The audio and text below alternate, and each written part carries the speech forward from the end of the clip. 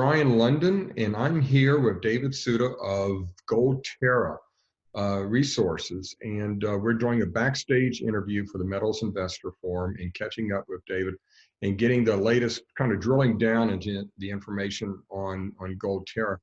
Um, David, I look at Goldterra as a common theme in the junior mining market, that a lot of the biggest winners aren't so much a function of discovery as rediscovery. And you may be the poster child for that whole concept here, working in the right outside of Yellowknife, in the shadow of the head frames, as it were, of two historic mines, the Giant and Con mines, and finding gold that was not only left behind but undiscovered at the time.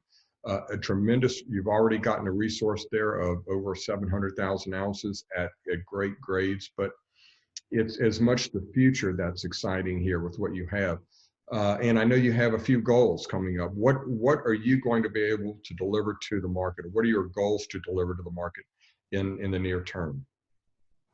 Well, Brian, thanks a lot for having me. I absolutely agree with you that we have a project which is in a position to be rediscovered, and it's in a great jurisdiction. It's next to infrastructure. It's in the shadow of the head frames of very prolific past producers. So thank you for making those comments, because they set the stage for exactly what our conversation should be framed around with respect to goals. So in a district scale opportunity, it's very important to focus, especially as a junior. Resources have been very limited, and by resources I mean money. And when you're trying to tackle something huge, something where there's smoke everywhere, something where there's high grade gold at surface, where there's been past production, all of those things are very exciting.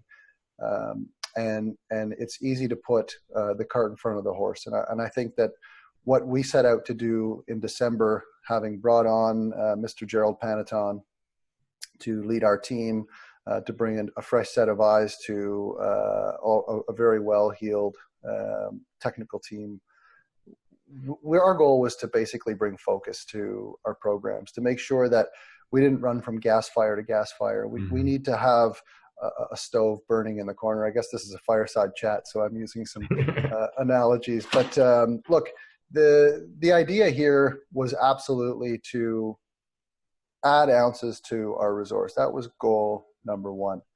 And we chose to do that at Sam Otto, which is more of a bulk tonnage, near surface disseminated sulfide target.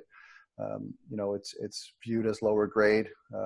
We always say, because we're next to town, low grade is high grade, but perhaps not as sexy as some of our other targets. And that's the key here, is to be able to look at your priorities and your goals and say, we're in a position to add value to shareholders by putting ounces on the table that will be economic, that could be part of a mine, that won't be taken off the table.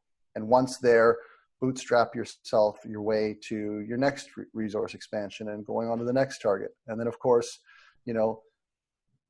our second goal, having taken a great step towards achieving the first goal at Sam Otto with a very successful drill campaign, where we do believe we've put a lot more ounces on the table with the results, is to go out and do the same thing now on a high grade target.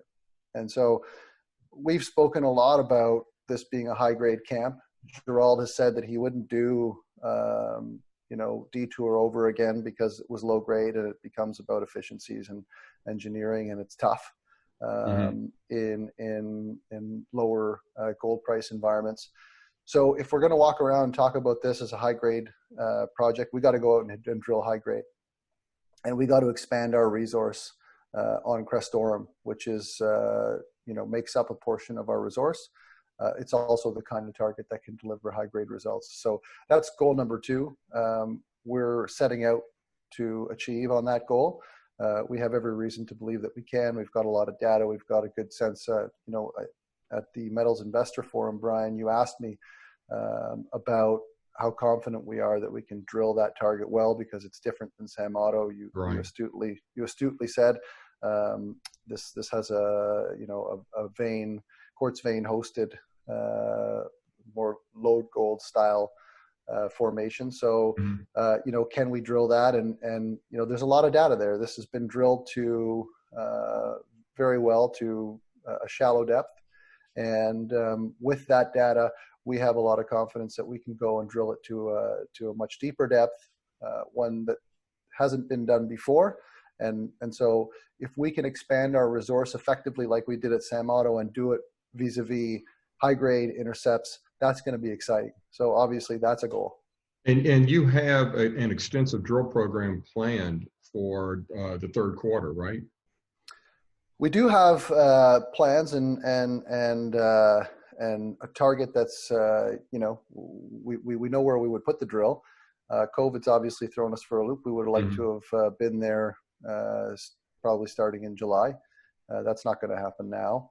And our goal, all things sort of progressing the way they are, would be to hopefully be there in September. Nothing's certain these days. So, I'd kick myself for telling the market that we're going to be there on a date, because that would be foolish. Right now, people don't know if their kids are going to summer camp or if they're going to be able to go to the grocery store. And this guy's saying that he's going to put a drill on the ground in Northwest Territories. So our goal with regards to that is to make sure that we're in a position to drill when the time is right. And it all feels like we're heading there.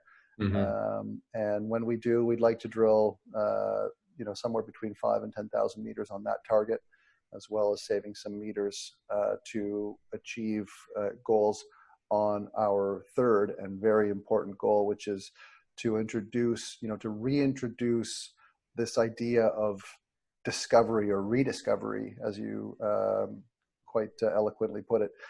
This is a camp that allows us to block and tackle, put ounces on the table methodically, but at the same time, hey, look, the sizzle to this story is, where's that next big one? And I think that the IP that we ran over the course of the last winter concurrently with our drilling, a lot of the exploration results from previous seasons at surface, as well as other compilation that our team has now undertaken, is sending us to a target which we're going to start to talk about more in the market, but it's very exciting to us. It is definitely one that could be that big, call it rediscovery. If we're systematically adding ounces at a steady interval, it sure would be nice to hit that next big one. So obviously that's going to be a big part of the story, and that's a major goal. But we're going to definitely take our time and do that methodically, and we're going to build that story up and give people a sense of what that potential is in due course.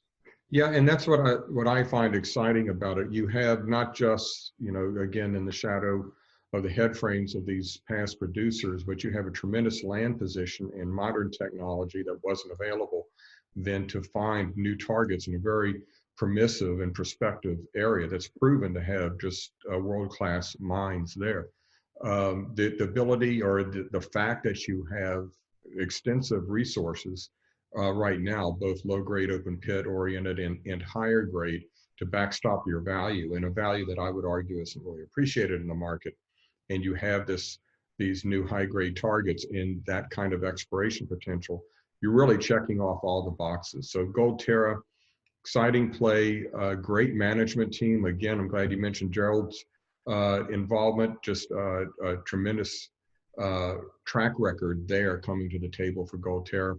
And in the weeks and months ahead, a lot of news coming up. So David, thank you again for the time. I really appreciate it, and keep up the great work. Thanks very much for giving us the opportunity to be in front of your investors. And we really look forward to getting out there and drilling on our property, creating a lot of value and taking a major advantage of finally what feels like a tailwind in our market. So keep your eyes on us, Brian. We'll stay in touch. Lots of news and just the kind of story that this gold market's looking for. Thanks again, David.